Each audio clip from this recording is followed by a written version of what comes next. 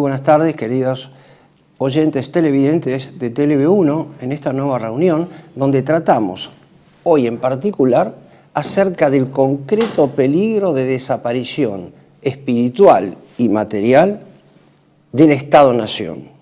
Del Estado-Nación como concepto y del nuestro en particular. Retomo para tratar esta importante cuestión el motivo de la guerra del Peloponeso que quedó abierto en el programa anterior. Se trata, en efecto, como lo especifican los autores de la filosofía política a lo largo de su historia, que se apoyaron justamente en la gran guerra del Peloponeso, en esto, en que se trata específicamente de una gran guerra, y lo reiteran, especialmente Leo Strauss, es una gran guerra. ¿Por qué? Porque no hay contendientes apenas militares, sino que se enfrentan dos modelos. Por una parte, el modelo del mercantilismo, el modelo de la ganancia, del capitalismo salvaje, que es la forma económica por excelencia del liberalismo de la codicia, del cual hemos hablado también en el programa anterior. Se enfrenta este modelo radical de la sociedad abierta, recibido por Karl Popper concretamente, con el modelo de la virtud política, pero no la virtud del mérito individual, no la virtud del mérito personal subjetivamente comprendido que asume para sí la nueva derecha, sino la virtud política como virtud platónica, como virtud aristotélica y como transformación teológica en la obra de Tomás de Aquino. ¿Qué es esto? La virtud política está compuesta por las llamadas virtudes cardinales, que son la prudencia, la justicia, la templanza y la fortaleza. Pero estas virtudes políticas, llamadas así más concretamente por Platón en su República, tienen un orden. Existe lo que llamamos el orden de las virtudes. Me permito decir que las virtudes se inscriben en un todo virtual, en un todo potestativo. No hay una virtud, sino un concepto de virtud que es análogo y que tiene distintas significaciones. El de la virtud política es el que acabo de mencionar. Pero esta virtud política se inscribe con Tomás de Aquino en las llamadas virtudes teologales, que son la caridad, la fe, la esperanza. Ellas son como la causa formalísima, a saber, de la virtud política por excelencia, que es la prudencia política arquitectónica, a la cual habré de referirme en otros momentos de mi exposición en el día de hoy. El orden de las virtudes es entonces el de las virtudes teologales, encabezadas por la caridad y por aquella otra que es la fe, la esperanza, y finalmente ellas le constituyen algo así como la causa formalísima de la prudencia, que es la virtud por excelencia, la virtud de oro, según algunos autores del siglo XII y también del siglo XIII, sin la cual es imposible pensar en la justicia política, y por supuesto en las llamadas virtudes, que son las heroicas, también en el lenguaje del comentario de Alberto Magno a la política de Aristóteles. Me refiero a la templanza y a la fortaleza. Estos son los dos modelos que se enfrentan. O el modelo de la tecnificación a los efectos de dominar la naturaleza, el medio ambiente, el hombre, la vida completa del hombre, a los efectos de, mediante la ganancia, reencauzar las conductas de los hombres, mediante la ganancia, alcanzar ese monopolio absoluto del poder que permita poseerlo todo, frente al modelo de la virtud política, que es exactamente esta que acabo de intentar definir para ustedes. Estos son los dos modelos que se oponen. Vale decir también, corresponde subrayar que la virtud política que se enfrenta a este modelo, que propugna algo así como la imitación de Dios, pero en sentido invertido, vale decir, seréis como dioses. Ese es el fin de la sociedad abierta popperiana y de la cuarta revolución industrial. No apenas borrar a Dios del horizonte de los hombres, sino a también ocupar su lugar concreto. Y se enfrenta con este otro modelo, el de la virtud política, que no alcanza para alcanzar, digamos, reitero esto porque es muy importante, alcanzar es la palabra, no sirve, no es suficiente para llegar a Dios, sino mediante la gracia sobrenatural, referida, implícita en esta noción también de las virtudes llamadas teologales.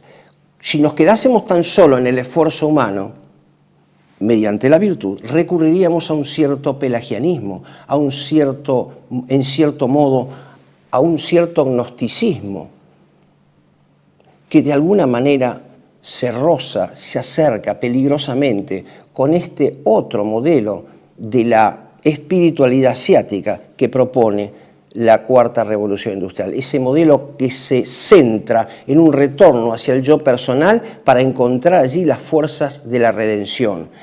Conocimiento científico, conocimiento tecnológico es el camino de la redención que propone la cuarta revolución industrial, en cuanto que para el hombre cristiano, que se opone a este otro, es el camino de la virtud, del ejercicio de la virtud, especialmente en las situaciones difíciles de la vida, pero con el auxilio indispensable, insoslayable de la gracia de Dios. En pocas palabras, sin mí nada podéis. No alcanza el esfuerzo humano. No se trata de un esfuerzo moral, no es el mérito, la meritocracia que por ahí se esgrime para vestir con una cierta coloración agradable el modelo opuesto de la cuarta revolución industrial. Estos son los modelos entonces que se enfrentan. Habremos de tratar hoy acerca del Estado, pero del Estado desde dos puntos de vista. Desde el punto de vista del conocimiento, desde el punto de vista de la realidad estatal, desde un punto de vista normativo que nos permitirá confrontar ese modelo opuesto derivado de la cuarta revolución industrial. Y trataremos de hacerlo del modo más claro y al mismo tiempo académico posible. Quisiera recordar, como paño de fondo de mi exposición, que lo que subyace al modelo de la cuarta revolución industrial es el modelo de una revolución que hace referencia a la circularidad de la cual he hablado en otros momentos, una circularidad que tiene una connotación claramente espiritual. Revolución es volver siempre sobre un principio, lo está diciendo con absoluta claridad el señor Klaus Schwab. Siempre estamos comenzando nuevamente, siempre estamos regresando a los mitos paganos para iniciar otra vez ese círculo que nos conduzca de vuelta, sin fin, al origen y al fin, que es la misma cosa. Leí recién, antes de iniciar este programa, algunas noticias en los diarios, algunas noticias de último momento que aparecen especialmente en las versiones digitales, donde se da cuenta de que el señor Bill Gates tendría siempre esta propensión presente de volver a los mitos paganos también. No me llama la atención en absoluto porque de eso es de lo que se trata. Este no es un problema, lo dije muchas veces, ni político ni solamente filosófico, sino un problema profundamente teológico. Se trata de destronar a Dios para poner a la élite global en su lugar y requerir adoración también, y una nueva religión, la religión del nuevo orden mundial, la religión de los conspiradores de Acuario, la religión de la era posterior a lo que hemos vivido y todos recuerdan hace pocos años atrás. Reitero, nos dicen ellos con insistencia, no asistimos apenas a la crisis de aquella enfermedad, sino a la era que vuelve y que siempre comenzará de nuevo con fuerza renovada, requiriendo de nosotros una constante adaptación que llaman, como lo he dicho otras veces, resiliencia. Para no desviarnos del tema de hoy, entonces, quisiera recapitular el eje de mi exposición. Me voy a referir al Estado para tratar de probar el peligro en que se encuentra de desaparición. Algunos podrán decir, pero el Estado viene desapareciendo ya desde hace mucho tiempo. Y realmente tienen razón. Lo que estoy ahora refiriendo es a la etapa final de liquidación del concepto de Estado-Nación para colocar en su lugar el de Estado único totalitario. Este es lo que llamaríamos en un lenguaje corriente el golpe final, el golpe de gracia, el tiro de gracia al concepto de Estado-Nación. Eso es de lo que estoy tratando ahora en forma puntual. Habré de referirme entonces al Estado, al conocimiento y al objeto Estado. Ese conocimiento debe diferenciarse de lo que es el conocimiento vulgar del Estado. La opinión acerca de cuestiones políticas. La opinión acerca de cuestiones políticas es aquella que emerge apenas de las pasiones. Es lo que encontramos en la calle, en la conversación con nuestros allegados, y que se confunde equivocadamente con la que es riguroso conocimiento científico. El conocimiento científico del Estado y del orden político en general se distingue claramente por dos notas. La primera, por la posesión de un conocimiento científico riguroso, y además también por la conciencia que se tiene de sus presupuestos ontológicos. Y con esto me refiero a la ontología del objeto de conocimiento y del sujeto que lo conoce, a saber, el hombre. En términos de conocimiento, cabe destacar que el conocimiento del Estado es un conocimiento de un objeto concreto al que pretendemos desentrañar, y lo digo con reservas, su esencia. No es que el Estado sea una sustancia, como lo ha propuesto ya en la modernidad Thomas Hobbes, sino que es el término sustancia no corresponde al Estado. El Estado es una totalidad de orden, pero posee algo así como una cierta esencia que trataremos de dilucidar especialmente en la segunda parte de la exposición del día de hoy. Digo entonces, nos referimos a un conocimiento científico que propone adquirir por abstracción aquello medular, aquello fundamentalísimo, sin lo cual el Estado no puede existir, o negado aquello se transformaría en una contradicción. Ese conocimiento se inscribe precisamente en el conocimiento en términos generales. El Estado, como ordenamiento político, se inscribe en el orden de la creación, en el orden de la naturaleza, y por lo tanto su conocimiento, el conocimiento que nos hace ascender por las esencias hasta la causa primera de todas las esencias, que es Dios mismo, ese conocimiento nos conduce desde el conocimiento de las realidades inmediatas hasta el conocimiento que se llama sabiduría, vale decir, aquel conocimiento de lo esencial y fundamental en sus términos más elevados. El conocimiento entonces del Estado nos conduce al conocimiento de las cosas más altas, y a su vez el conocimiento de las cosas más altas nos hace comprender mejor la profundidad del conocimiento de las cuestiones políticas. Este conocimiento reconoce un momento psicológico y una finalidad. Nos referimos al objeto Estado, pero primero habré de discernir con ustedes ese momento psicológico, porque creo que es definitorio para comprender por qué camino comienza a desaparecer el concepto de Estado aquí, en este momento de mi exposición, al menos científicamente. Nosotros, cuando hablamos de conocimiento en términos fundamentales, hablamos de una compenetración profunda entre nuestra inteligencia y la esencia de las cosas.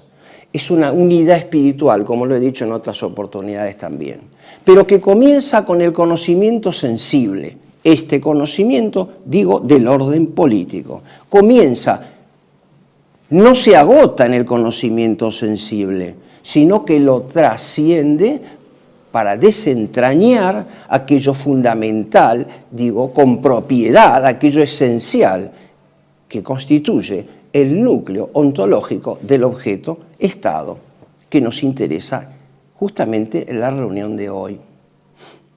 Es especialmente importante subrayar que la cuarta revolución industrial nos propone un tipo de conocimiento inferior y degradante si estamos a la condición del hombre, que es de naturaleza intelectual y racional, naturalmente. Es un conocimiento apenas afectivo, es un conocimiento apenas sensible, diría sensitivo, que provoca en el hombre unas ciertas mociones fisiológicas y que lo conducen a reaccionar instintivamente frente al objeto de conocimiento.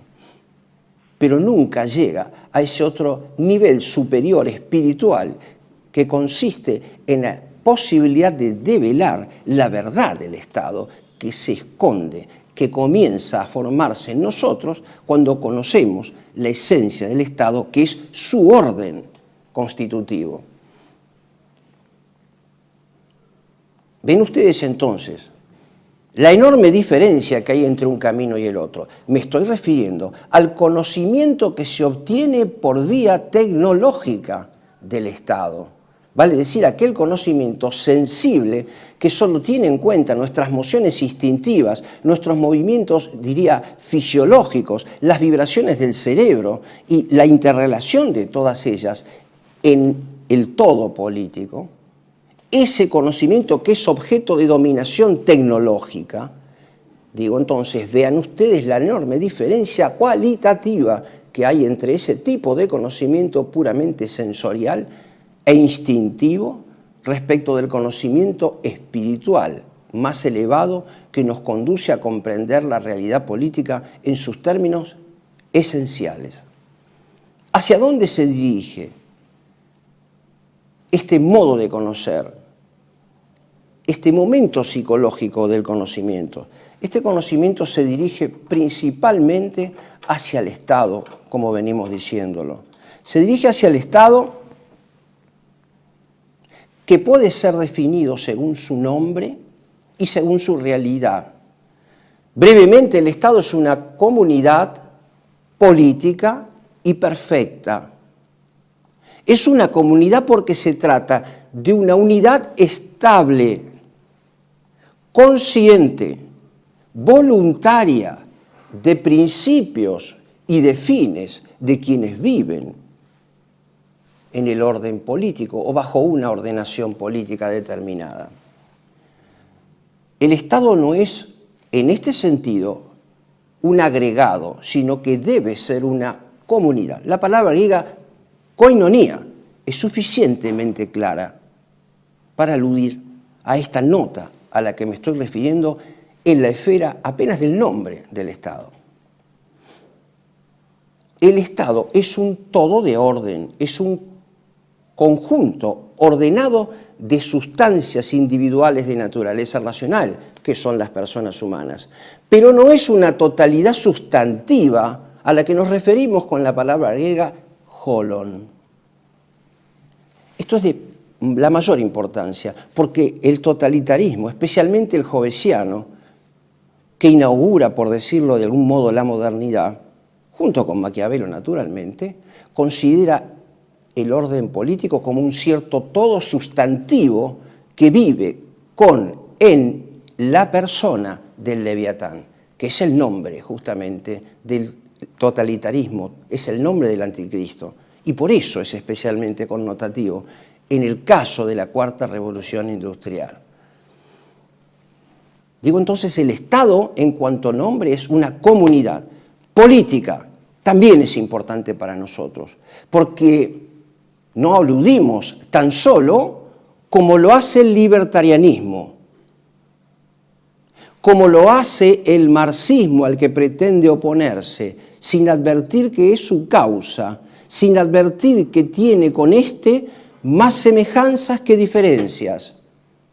¿Por qué? Porque ambos se enfocan la vida política estatal apenas como economía. Y esto se puede ver con la mayor claridad, porque el tema, la narrativa, al menos en cuanto tal, de la cuarta revolución industrial, es economicista. y porque nosotros tenemos el caso concreto en nuestra propia patria, por primera vez posiblemente en su historia, de un gobernante que es técnico en cuestiones económicas. El Estado entonces es una comunidad política, no apenas económica. Y lo político incluye otras esferas de la persona humana, de las cuales habremos de referirnos en otro momento o posiblemente ya al final de esta charla del día de hoy. Una comunidad política, digo entonces, perfecta. La palabra perfecta podría asemejarse a la noción de autarkeia en griego, o si ustedes prefieren, de soberanía, para acercarnos al concepto moderno acuñado por Jean Bodin. Pero, ¿qué queremos decir con esto de suficiencia o autosuficiencia? Lo va a señalar ya Alberto Magno en el siglo XIII comentando la política de Aristóteles. Es el Estado aquella comunidad que reúne en sí a todas las otras comunidades para hacerlas más perfectas. Esta es la primera nota de la autarkeia griega, de la perfección a la que hacemos referencia, de lo que podríamos llamar hoy soberanía, pero debe aclararse con el aporte de teóricos del Estado del siglo XIX, especialmente, digo, Hermann Heller, en su momento realista, va a decir que hay una soberanía positiva y una soberanía negativa. Esa soberanía positiva es al que hace referencia el autor y los grandes autores de la teoría política cuando se refieren a los atributos que debe tener la autoridad política, o bien, digamos, el Estado, para lograr la integral felicidad de los hombres, no apenas la del estómago, no apenas la de bolsillo, ni la del sexo, ni de los afectos, sino principalmente aquella otra superior que caracteriza al hombre, que es la suficiencia y la felicidad de la vida del espíritu. El Estado tiene por primer misión promover, mantener y facilitar la vida del espíritu en cuanto corresponde a las cosas políticas. La otra competencia, naturalmente, debería ser de la Iglesia. Esto dicho, entonces, podemos avanzar un poco más. Esa soberanía que calificamos como positiva se ve seriamente amenazada hoy cuando el Estado compromete su dominio sobre los recursos naturales, sobre la disposición de recursos materiales a los efectos de lograr la buena vida siquiera, porque cuando hablamos de buena vida hablamos ya de una adjetivación moral política, solamente me refiero a la vida. Vale solamente destacar este proyecto de ley, bases y puntos de partida para la libertad de los argentinos, dentro de ella, que en estas horas está siendo prácticamente resuelta y aprobada, resuelta favorablemente, con algunas modificaciones a ese centro vital que es el llamado RIGI, el régimen de incentivos para los grandes inversores. Se cumple ahí lo que aquel teórico norteamericano del derecho fiscal internacional llamaba el avasallamiento de los grandes poderes financieros internacionales, si ustedes quieren, de las élites globalistas internacionales que llegan, que explotan las materias primas de los estados en las cuales se les abren las puertas, amparados por una estructura jurídica, que es la que prevé esta RIGI. Vale decir, en caso de conflicto, como lo enseña la doctrina de Richardson para el derecho fiscal internacional, en caso de conflictos jurídicos corresponde dirimir en sede del país de origen de aquellas grandes empresas o bien del Banco Mundial, que dicho sea de paso normalmente falla en contra de la Argentina, pero esto lo enseña la historia, no la ciencia política ni la filosofía política. Se trata de una literal claudicación de los deberes del Estado frente al bien común político, hasta aquí, al menos en sus aspectos materiales. Si prefieren, en sus aspectos económicos. En ese sentido, la ley bases y puntos de partida amenaza seriamente la existencia del Estado, porque pone un aparato jurídico y un conjunto de normas que por lo menos por 30 años garantizan la libre explotación por parte de los grandes capitales, de los grandes monopolios, de los recursos, incluso del esfuerzo humano, sin aportarle al fisco lo que es debido para promover las correspondientes políticas de subvención que atienden a aquella promoción del bien común político, espiritual y material. Pero hay otro aspecto. Hay una soberanía negativa también, en el sentido en que lícitamente reconocemos nuestra relación bilateral con los demás estados del mundo. No podemos intervenir en las políticas de otros estados, sin ninguna duda. Hay en ese sentido también una negatividad. Este segundo concepto y el primero nos conducen a hablar del concepto de autonomía del Estado. La soberanía alude, entre paréntesis, al concepto de autonomía. Pero esa autonomía también puede ser relativa o puede ser absoluta. Si miramos en retrospectiva lo que acabo de decir, el Estado se inscribe en el orden de la creación. Por tanto, el Estado depende del orden de la naturaleza que lo condiciona desde la naturaleza y desde la naturaleza del hombre en particular. Por tanto, el Estado se inscribe en el orden de la creación. Por tanto, su soberanía no es absoluta, sino que depende de la ley natural, que es la ley de Dios, según la medida de la inteligencia de los hombres.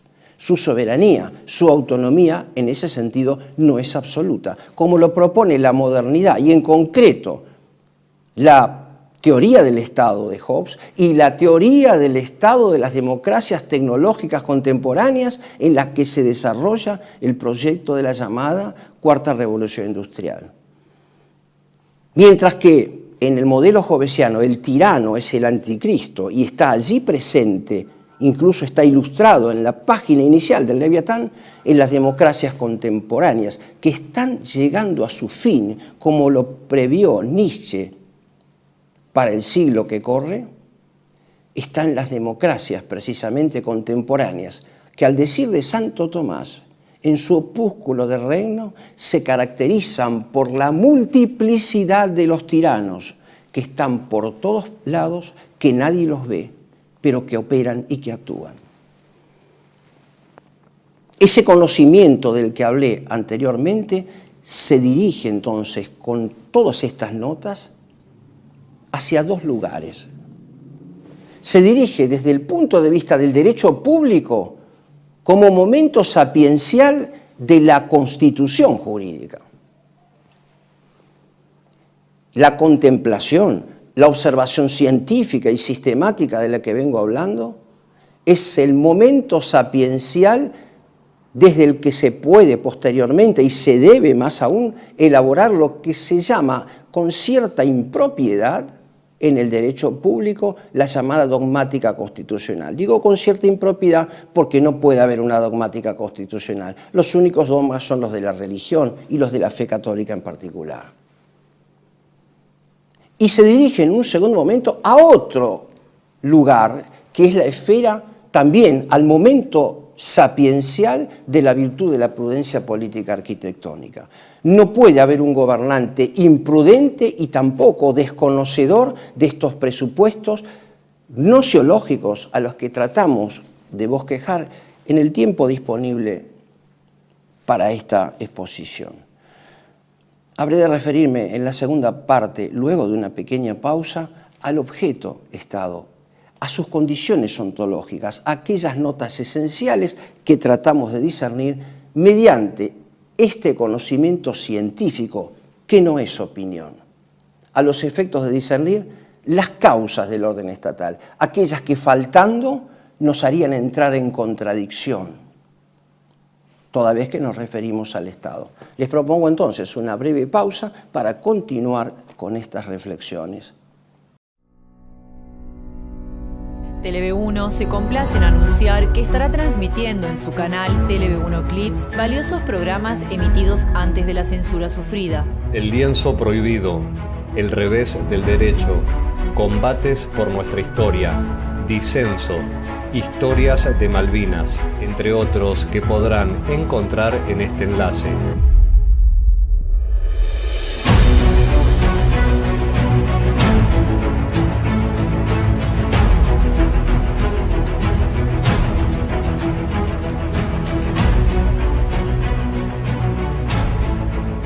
Agradecemos su aprovechamiento y difusión.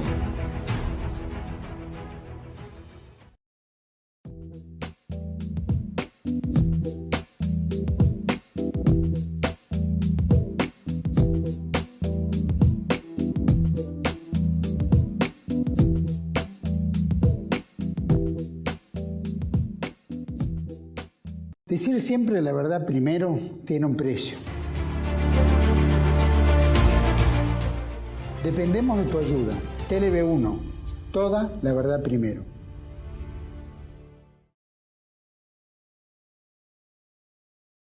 Continuamos entonces, retomando apenas una idea que pretende compendiar lo dicho en la primera parte.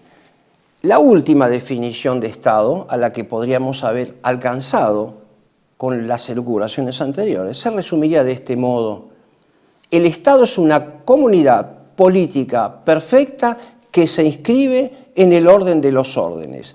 Pero diciendo esto, hacemos referencia a un orden transestatal, no específicamente aquel que es objeto del derecho público, el derecho público internacional, el derecho internacional público, digámoslo con más propiedad. Me refiero a una realidad que abarca y que traspasa a todos los estados. El Estado es, como lo ha dicho en algún momento Wilhelm Dilthey, un ente de cultura. Y digo yo personalmente, desde una lectura atomista de la tesis de Dilthey, es un ente de culto.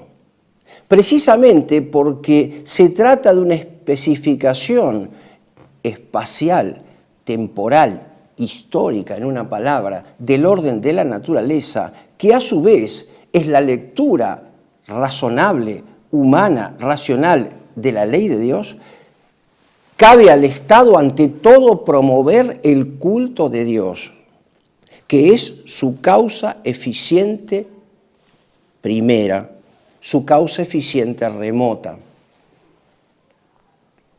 El Estado es un ente de cultura, y con esto decimos mucho, porque en ese lugar que envuelve al Estado, esa esfera superior en cuyo interior se inscribe la otra, que es la del Estado, se está librando aquella guerra, aquella gran guerra entre el modelo de la sociedad abierta, mercantilista, sin arraigo, la del anticristo, la que pretende sustituir a Dios por el anticristo, y la otra, la de los auténticos hijos de Dios, que por el camino de la virtud política que se vive y se promueve en el Estado, pretenden alcanzar el bien común político en su dimensión específicamente trascendente.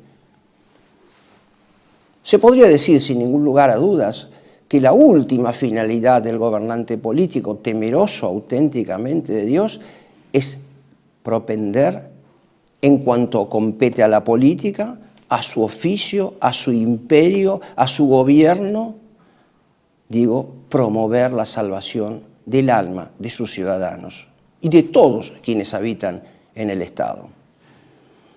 Dicho esto, entonces, progresamos hacia el conocimiento de aquellas notas esenciales. Es un poco el camino que sigue Aristóteles, ¿no? Cuando describe las realidades políticas de su tiempo, cuando se refiere a distintas constituciones de otros estados.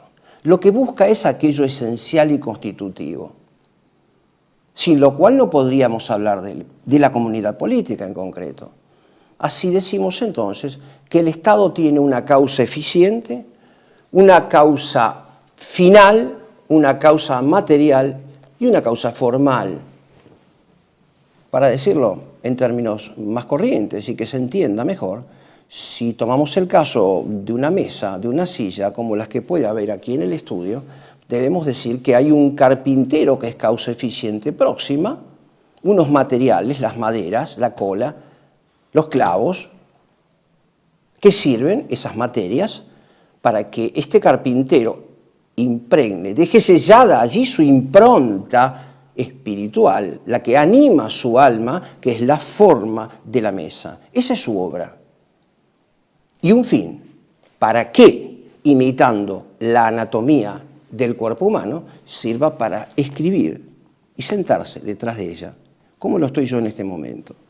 De alguna manera, ese es el camino, si ustedes quieren vulgar, que me permitirá ahora esbozar el peligro que afecta al Estado, no apenas ahora desde sus aspectos externos, como lo hice en la primera parte, con las referencias a la instauración de una ley que atenta contra la soberanía estatal, que lo hace desaparecer material y también, sin duda, espiritualmente, contenida en aquellas ley base y puntos de partida para la libertad de los argentinos.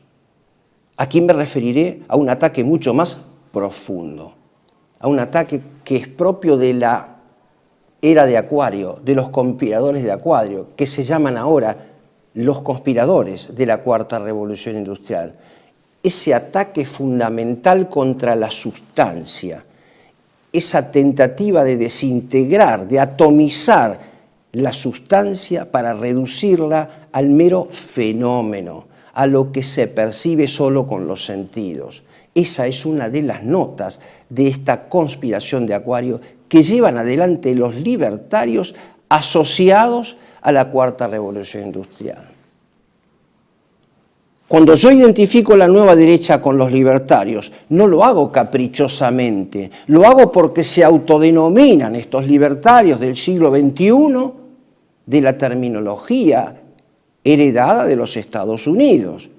La derecha, nueva derecha, no solamente la nuestra, sino aquella que se han recibido estos jóvenes en nuestra patria, deriva de su adaptación de ciertos presupuestos, como lo dije en la reunión anterior, comunitarios, sin Aristóteles, sin su metafísica. Es imposible defender la integridad de la familia si se niega el principio de contradicción, si se niega el principio de identidad. Es imposible defender la unidad del hombre, el hombre idéntico a sí mismo, la mujer idéntica a sí misma. Es imposible distinguir la distinción querida por Dios de los sexos. Me refiero con esto a la teoría del género en concreto. Es imposible refutar esa teoría del género sin la base metafísica de Aristóteles. Pero por su parte, es imposible asumir el modelo de la metafísica de Aristóteles siendo al mismo tiempo propugnador de aquel núcleo duro del libertarianismo que consiste en la negación de las esencias, en la negación del principio de identidad, en la negación del principio de contradicción. En suma, la dejación del momento psicológico del conocimiento al libre arbitrio de los instintos. Recuerdo, como lo dije otras veces, que John Locke es el padre de la teoría del conocimiento, tanto del liberalismo político y del libertarianismo, como del propio Carlos Marx. Y esto lo deben saber las jóvenes generaciones. Por eso incurren en los errores que incurren. Y crean falsas oposiciones, que en realidad son oposiciones dialécticas, que se funden en una sola. Las derechas y las izquierdas. Digo entonces, el Estado posee ante todo una causa eficiente remota, Dios. Me refiero aquí concretamente a ese axioma de pura naturaleza paulina. Nulla potestas nisi ad Deo. Ningún poder deriva, a no ser que sea de Dios. Nulla potestas nisi ad Deo. Todo poder deriva de Dios, dicho en otras palabras. Pero hay una causa eficiente próxima, que es el gobernante, que es la autoritas, es el autor. El autor tiene ciertas obligaciones. Cuando nosotros vemos en la vida política contemporánea estos personajes que se proponen como gobernantes, como presidentes, y lo hacen afanosos de ganar, estamos tentados de preguntarnos, ¿pero sabrán a lo que se exponen? En lenguaje socrático, el ejercicio de la autoridad política es el sacrificio de sí mismo, no el gozo perenne de los demás en beneficio de sí mismo. Sabrán a lo que se exponen.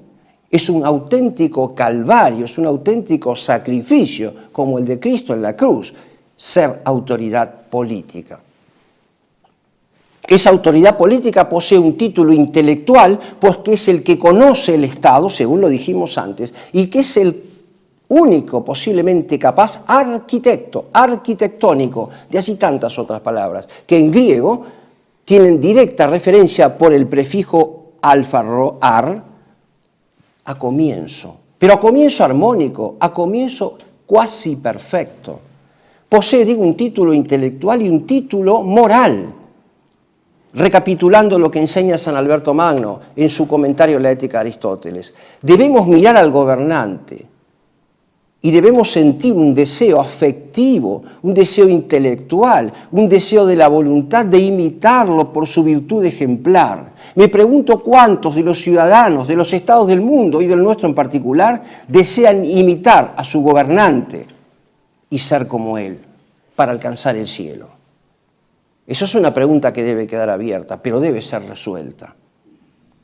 No la voy a resolver acá, simplemente la voy a plantear. Ese es el caso de la autoridad política. Existe una causa material. Esa causa material la nombramos solamente por analogía, porque me estoy refiriendo a la persona humana, y la persona no es una causa material, es una sustancia. Hablo en términos de una analogía apenas metafórica. Es el conjunto de los hombres que viven en un mismo territorio, con un mismo clima, con variaciones climáticas que Dios ha querido para esta tierra donde nos ha hecho nacer. Estoy refiriéndome ahora tangencial, marginalmente al concepto de patria, de patriotismo, negado expresamente por la derecha libertaria.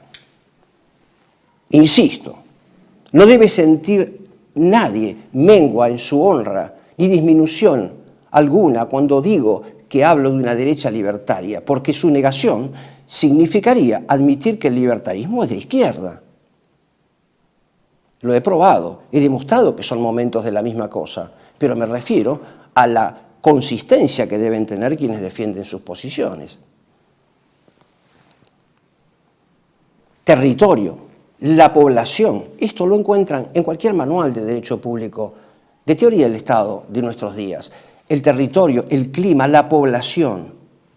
Pero esa población, ese hombre que es ahora el centro de referencia sobre el que el gobernante tiene que moldear, tiene que adaptar esa forma menti suya, que es un proyecto de comunidad política perfecta, posee una nota distintiva, que es la libertad. Y este es un concepto central que los libertarios deben revisar y conocer. La libertad no consiste en el dejar hacer conforme al instinto y al momento subjetivo del conocimiento, sino que se puede definir de otra manera. Pero antes que pasar a esa definición, yo quisiera que pusiéramos en pantalla una definición cabal de libertad por parte del señor presidente de la Nación cuando se le requirió acerca de tal concepto. Es de la mayor importancia. Como lo dije en otras oportunidades, todo lo que aquí decimos lo decimos para bien de todos y no para mal de ninguno. Podríamos ver, por favor, entonces, en pantalla, esa escueta pero clarísima definición de libertad del presidente de la Argentina. Si fuera por mí, Mendés, vos te querés drogar, hacé lo que quieras, Daniel, drogate, hacé todo lo que quieras, mientras que yo no tenga que pagar la cuenta. ¿Me comprendés? O sea, vos te querés reventar a droga, hacelo, mientras que yo no tenga que pagar la cuenta. Ahora, cuando vos tenés Estado, que sea además Estado de bienestar, que además se dedica a la salud, si yo tengo que pagar la cuenta, no quiero que te drogues. ¿Me comprendés? Claro. ¿Por qué? Porque no quiero pagar la cuenta. Entonces, son las restricciones que empiezan a tener la vida real. Pero entonces no te importa él, te importa vos. Obvio que me importa mi propia persona. Es decir, Pero vos podés estar bien si él está mal. Mirá, el responsable de mi felicidad soy yo. Pero yo, ¿quién soy para meterme qué él hace con su vida? Si él se quiere drogar, que lo haga. Digo, ¿quién soy yo para determinar? Mira, el liberalismo es el respeto irrestricto del proyecto de vida del prójimo. Y él puede hacer con su vida lo que se le dé la gana mientras que no agreda al resto. Es decir, ejemplo, XX se quiere suicidar. Problema de él. ¿Qué le vamos a regular la vida a Daniel? ¿Qué puede hacer, qué no puede hacer? Digo entonces, la libertad luego de observado, de contemplado, de reflexionar sobre esta definición que acabamos de poner en pantalla, se podría definir, no según el presidente de la Argentina, sino San Bernardo de Claraval, como la concreta potestad de conducir la voluntad de una manera firme hacia un fin objetivo que se llama, en la ciencia política clásica, no el bienestar, sino el bien común político. El bien común político daría lugar a una exposición separada, distinta. Solamente quisiera decir que ese bien común político no es exactamente equivalente al bien particular de cada uno. El bien particular de cada cual, que no mira esa objetividad del bien en el espacio y en el tiempo, esa realización concreta, histórica, en el espacio y en el tiempo, del proyecto de la autoridad política para el crecimiento de la virtud política y la dimensión material y espiritual de los hombres, ese bien común político se distingue claramente de aquel otro que emerge de las apreciaciones subjetivas que propone el libertarianismo. Y todos los que atrás suyo nieguen las esencias. Cabe recordar aquí, ¿por qué desde este punto de vista ahora ontológico también está en peligro de desaparición el Estado Nacional? Y concretamente el nuestro, y el de todos aquellos que se inscriben en este modelo libertario, en el momento libertario. Fíjense que hablo del momento libertario, no de la coloración total, del momento libertario de los estados en el proyecto de la Cuarta Revolución Industrial. Y hablo de momento porque progresa luego este libertarianismo hacia el totalitarianismo de una forma irreversible.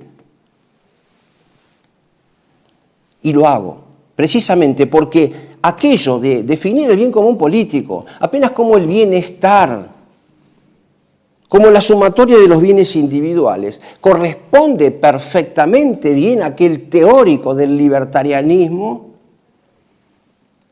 que se llama Walter Block, en su título, en su libro, que ustedes pueden conseguir apenas con un clic en internet, Defendiendo lo indefendible. Si así fuera, en el proyecto libertario, atento a lo que acabamos de escuchar, entonces tendrá razón Walter Block, que es el mentor, en cierta medida, en buena medida, intelectual de nuestro actual presidente.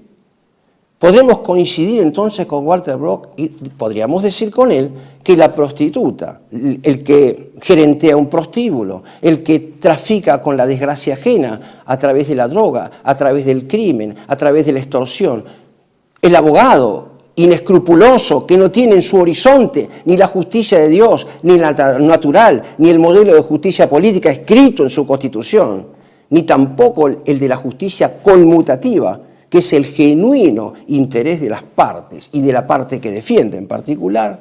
Todos quienes proceden así, con esa inescrupulosidad moral, propenden, según el autor libertariano, al bienestar, porque generan dinero, porque generan divisas. Y al haber más divisas, hay entonces más posibilidades para todos. Esto es claramente un absurdo, y reitero, no para mal de ningunos, sino para bien de todos, valga esta expresión. Esto en cuanto, justamente, al problema de la causa material, en cuanto a la causa formal del Estado. Es aquello que le da unidad al conjunto de materiales que tenía delante suyo el carpintero, a la madera, a la cola, a los clavos, eso que es la forma de mesa. La forma de Estado está escrita en su Constitución. Pueden decir ustedes la forma de gobierno, correcto, se puede decir la forma de gobierno, podemos decir la forma de gobierno. Es el proyecto que ha cristalizado la autoridad política como mejor camino, como prudencial camino hacia la realización del bien común político. Pero esa forma, cuando no depende de la arquitectura del gobernante, que tanto mira hacia la trascendencia, cuanto al bien común político y a la realidad concreta del territorio, sus ciudadanos, sus características, sus costumbres morales y las otras costumbres que son las propias de los lugares acuñadas en un mismo clima o en climas diversos, en regiones diversas del país, cuando no resulta entonces ese orden de esa tridimensionalidad de observaciones y de ejes de observación, emerge, como propone hoy el Estado único hacia el que camina el Estado argentino, emerge entonces de la inteligencia única. Quiero hacer referencia a un novelista griego, propugnador de la conspiración de Acuario, quien va a decir, en el año 80 lo recoge Marilyn Ferguson, pero este autor lo dijo en el año 1927. Nos avecinamos a una época en la cual, 1927, por favor, señores televidentes, piensen ustedes en el momento temporal en que esto fue dicho, junto con otras predicciones del tipo, como Hermann Hesse y tantos otros.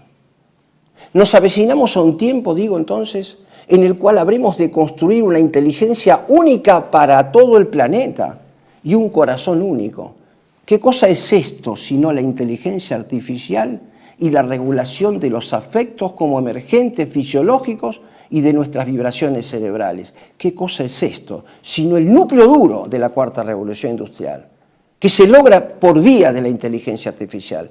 ¿Está o no está en peligro el Estado argentino? Absolutamente sí, desde que se acaba de declarar la intención explícita de constituir nuestro país, nuestra patria, en un polo emergente de la inteligencia artificial. No voy a entrar en el detalle de su logística en cuanto al triángulo del litio, a las enormes facilidades que le concede aquella ley, bases y puntos de partida para la libertad de los argentinos. Digo entonces, la forma ahora es tecnológica. Cuando se nos habla del estado mínimo tecnológico, se nos está hablando de esto. Por eso he dicho en reiteradas oportunidades que este libertarianismo de derecha, insisto, porque esto es lo que sus mentores defienden, conduce a su resolución totalitaria, inequívocamente. A su reducción a lo uno. Habrán destruido la sustancia de la persona individual, habrán destituido al hombre en su dimensión espiritual, introduciendo el atomismo propio justamente del universalismo para reducirlo a la ratio tecnológica, que es un instrumento de dominación. Y esto emerge del análisis de aquello que llamo la causa formal, que es donde se espeja la mente y la intención del gobernante. Y lo podemos leer en sus documentos. No estoy inventando absolutamente nada.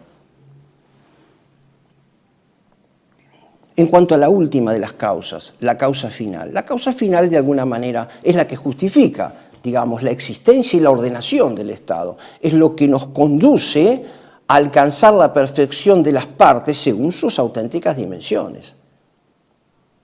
Si las partes fuesen apenas androides reducidos a un control tecnológico desde las computadoras, habríamos de hablar de otra manera, no de un concepto análogo, bidimensional, espiritual y material como el del bien común político, sino apenas del bienestar. No tendríamos necesidad de hablar de la patria, que es un bien común, político, temporal, en donde se realiza y donde se alimenta la vida espiritual y material de los hombres que viven adueñados en un mismo territorio. Sería un sinsentido. Pero también ese bien común político es el que le da sentido al orden. Decía un autor contemporáneo alemán de teoría del Estado, de filosofía del Estado, para decirlo con una amplitud mayor todavía, que a cada nivel de orden le corresponde un nivel del bien y recíprocamente. La libertad política tiene una íntima relación con el bien común político. La libertad no es un fin en sí misma, como absurdamente lo postula ya desde el título la ley bases y puntos de partida. Para la libertad, ese para está denotando un fin. La libertad no puede ser fin de sí misma. La libertad es un medio para alcanzar un fin. Es tan absurdo y ridículo postular la libertad, a la que definí como la rectitud de la voluntad firme de alcanzar un fin objetivo, que podríamos decir que la libertad se convierte en la libertad de la libertad. Su fin es ella misma. Pero esto no es tan ridículo. Esto coincide con el esquema circular del retorno a los mitos paganos al cual hace referencia la Cuarta Revolución Industrial. La libertad solamente tiene sentido en cuanto ordenada hacia el bien. No hay libertad hacia el mal. La orientación del hombre, causa del pecado original hacia el mal, no es libertad, sino esclavitud. ¿Cómo no me va a importar si el vecino se va a drogar o no se va a drogar? Si yo soy el responsable de promover la virtud política según la ley de Dios. ¿Cómo no me va a importar si el vecino se suicida o no se suicida? Sí me importa, porque mi responsabilidad ante Dios y la que inequívocamente todos, incluso los incrédulos, van a tener que dar cuenta, me impone no regir como si fuesen autómatas la vida de los prójimos, sino la del testimonio y la educación auténticamente realista, metafísica y, por qué no decirlo, católica de los ciudadanos. Detrás de cada problema político habrá siempre, como decía Donoso Cortés, un problema religioso escondido, y ustedes lo ven a cada momento, no porque lo diga yo. Quisiera ir redondeando un poco mi exposición para mencionar y retomar el tema de la Gran Guerra.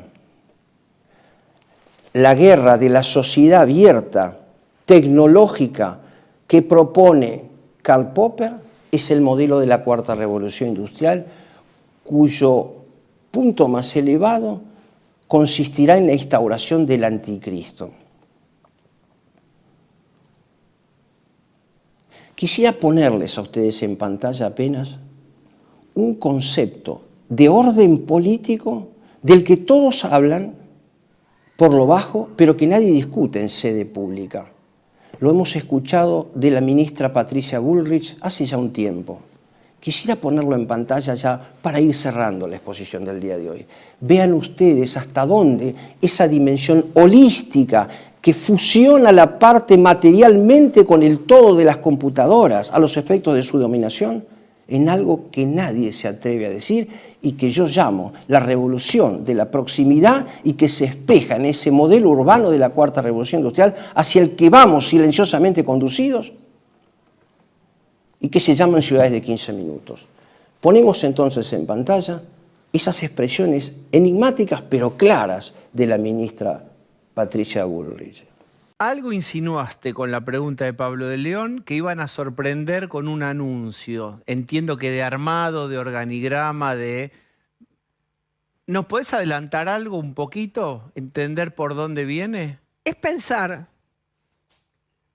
que los argentinos estamos muy dolidos y vamos a armar un sistema que ponga el foco en el ser humano desde una perspectiva en el que todo aquello que tiene que ver con el ser humano, su vida, su educación, su cultura, su bienestar, su seguridad, estén todos bajo una filosofía muy interesante.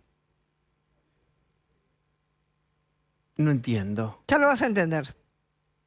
Pero a nivel ministerio... Es que estamos rompiendo estructuras. Vamos a hacer estructuras distintas, que van a, digamos, que no van a... ¿Viste cuando vos decís, voy a un médico, ¿no? Y me mira solamente el brazo, y voy a otro y me mira el algo pie. Holístico, integral. Algo holístico, integral. Pero ¿quién da la mirada integral? ¿Es un ministerio? ¿Es una secretaría? Es un sistema que va a mirar integralmente a los argentinos para que estén, digamos, para que pasen del llanto a la alegría, de la destrucción, del devastamiento al progreso. Vemos entonces cómo los protagonistas contemporáneos, los ejecutores del modelo de la Cuarta Revolución Industrial, que hoy se alinean con el rótulo del libertarianismo, nos conduce al desarrollo pleno del proyecto de la Cuarta Revolución Industrial, ahora en las llamadas ciudades de 15 minutos. El que sirvió de modelo para estas ciudades cárceles de 15 minutos, aunque se nos propongan bajo la narrativa y el guión de ciertos paraísos celestes, de ciertos paraísos verdes, es el señor Carlos Moreno. Pero el señor Carlos Moreno ha tomado el cuidado de colocar como uno de sus puntos de referencia más importantes en el libro titulado La revolución de la proximidad, si quieren ustedes de la vecindad, en otra oportunidad hablaremos del asunto, ha tomado como centro de referencia a un conspirador de Acuario de aquellos que retoma Marilyn Ferguson en la década del 80. Me refiero al señor Lewis Mumford. Quien tenga interés podrá leerlo y podrá encontrarlo. Es una obra en 3 tomos que yo he tenido oportunidad de leer, llena de falsedades en cuanto se refiere a la vida urbana y en particular de la vida urbana del medioevo. Decía entonces, para recapitular un poco lo dicho, hemos definido al Estado, al conocimiento del Estado y hemos, me parece, alcanzado ese punto en el cual podemos decir con absoluta claridad que el Estado-nación está al borde de su desaparición, está seriamente amenazado en su desaparición. Lo dice el propio Carlos Moreno. Estamos en un momento irreversible de la historia, en un cambio de paradigma, retomando la expresión de los conspiradores de Acuario, que no tiene retorno, del cual no vamos a volver. La atomización del Estado-nación en pequeñas ciudades átomos subordinadas al Estado único. Pero como contrapartida, el modelo espiritual de la virtud política, que como dije es virtud cristiana también, está claramente preanunciado en el Génesis. Y vi otro cielo, y vi otra tierra, porque el cielo y la tierra ya habían pasado. Y se hace referencia de este modo a la ciudad santa, a la ciudad de Jerusalén, al fin de los tiempos. Estamos en la vecindad del advenimiento, de ese gran momento, predicho ya en el libro del Génesis. Quisiera cerrar proponiéndoles ahora una triple lectura del video que vamos a poner en pantalla, que hace referencia al orden de la persona humana. Por favor, recapitulen aquí, queridos televidentes, el concepto de causa formal al que hice referencia. El orden estatal reposa sobre el orden de la persona humana, que empieza por su constitución biológica. Una importante teórica del Estado, católica, Edith Stein, canonizada no hace mucho tiempo, ha definido la primera comunidad no como la comunidad familiar, según lo dice Aristóteles, sino como aquella que se constituye en el vientre materno entre la persona por nacer y la madre que lo posee en el vientre. Esa es la primera comunidad. Allí nace el ciudadano, no en una probeta. Una triple lectura, digo, porque lo que ustedes van a ver en pantalla, y lo puedo adelantar sin contarles el final de la película, dejándolo abierto, al modo platónico, para que sean ustedes quienes saquen las conclusiones. Tiene una triple lectura. Este pequeño video que vamos a poner en pantalla es el que ustedes, señores diputados y senadores, tendrán que ver una y mil veces para ver que estas vidas humanas que ahora discurren en el vientre materno, estos mellizos que están en el vientre materno, discurriendo a ver si habrá o no una vida fuera del útero de su mamá, es al que ustedes condenaron a muerte con la ley del aborto. Este es el problema, señor presidente y señora vicepresidenta, que ustedes no consideran prioritario en su agenda política actual.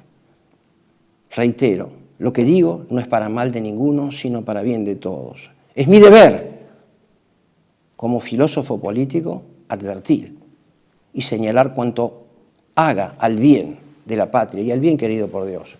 Comenzando por el orden de la persona humana. 3 dimensiones. Estos niñitos, estas personas por nacer, no cuasi personas, como dijo aquel ministro de Salud, Ginés González, ¿no? ¿Qué es eso de casi personas? Es como si una jovencita dijera estoy casi embarazada. Parece hasta ridículo, una broma parece, ¿no? Digo 3 dimensiones. La primera, discurren acerca de si habrá una vida fuera del útero materno, después del parto, para comprender la hondura que tiene esa utilización concreta de sus restos con fines farmacológicos. La confirmación de que sí existe esa vida fuera del parto, la podemos dar nosotros. Pero también podemos entender otra, la tercera dimensión, no solamente la que corresponde a la vida dentro del útero, fuera del útero, en el espacio y en el tiempo, en la vida política, sino más allá de la vida política, en la vida eterna.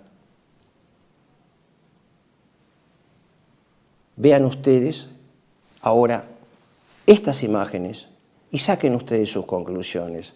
Va esto dirigido entonces para los gobernantes, diputados, legisladores en general, que tengan la posibilidad, posiblemente una vez más, de revisar y de poner como prioridad la vida humana, pero no en un sentido antimetafísico, no como mera declaración, sino para alcanzar precisamente ustedes también la gloria de Dios en la visión de Dios. Sia lode e gloria a te, Signore mio Dio. Nel ventre di una donna incinta si trovano 2 gemelli. Uno dei 2 gemelli chiese all'altro: «Ma tu credi nella vita dopo il parto?» E l'altro gli rispose: «Ma certo, qualcosa deve esserci dopo il parto. Forse siamo qui per prepararci per quello che saremo più tardi». «Sciocchezze», risponde l'altro, «non c'è una vita dopo il parto, e come sarebbe poi quella vita?»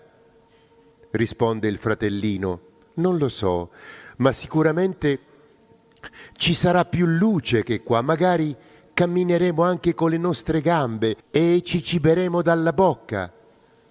Rispose il fratellino: «Ma dai, è assurdo, camminare è impossibile e mangiare dalla bocca poi ridicolo.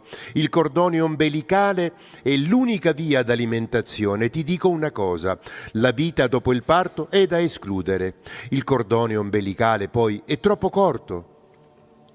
L'altro fratellino lo guarda e gli dice: «Io invece credo che debba esserci qualcosa. E forse sarà diverso da quello cui siamo abituati ad avere qui. Però nessuno è tornato dall'aldilà dopo il parto. Il parto è la fine della vita e in fin dei conti la vita non è altro che un'angosciante esistenza nel buio che ci porta al nulla». Beh, fratellino, io non so esattamente come sarà dopo il parto, ma sicuramente vedremo la mamma e lei si prenderà cura di noi. «Mamma?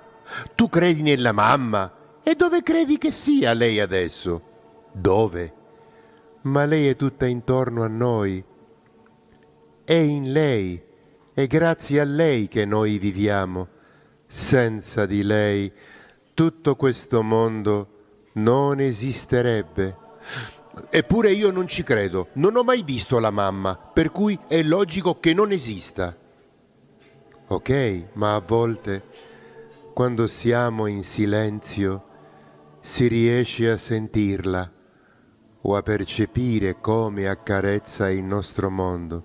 Sai, io penso che ci sia una vita reale che ci aspetta e che ora soltanto stiamo preparandoci per essa».